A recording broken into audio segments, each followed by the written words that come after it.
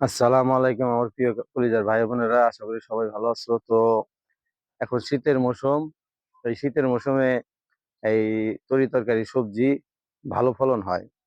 তো এখন আপনাদের নিয়ে আসলাম যে টমেটো বাগান, টমেটো ক্ষেত। তো টমেটো ক্ষেত এখন বোনা হয়েছে, তো এখনো ফল আসে নাই, তো আসবো। তো এই যে দেখেন টমেটো, আপনাদের দেখাই কি সুন্দর টমেটো ক্ষেত হয়েছে।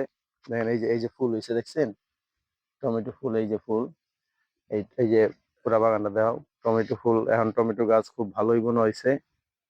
তো এখন শীতের মৌসুম, ফসল আদি ভালো হয়, তরি তরকারি। ঠিক আছে, আশা করি এই জিনিসপত্রের দাম কমে যাবে, আরো কমবে। এই সময় আবাদ ভালো হয়। তো সবাই যারা কৃষি কাজ করেন সবাই ভালো করে যত্ন করবেন, কৃষি কাজ করবেন। ঠিক আছে, ক্ষেতের প্রতি যত্ন নেবেন, বুঝতে পারছেন? তো টমেটো বাগানটা আবারও দেখাও পুরাটা, কি সুন্দর টমেটো বাগান, অনেক সুন্দর।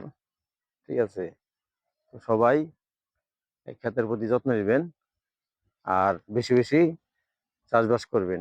ঠিক আছে, আসসালামু আলাইকুম।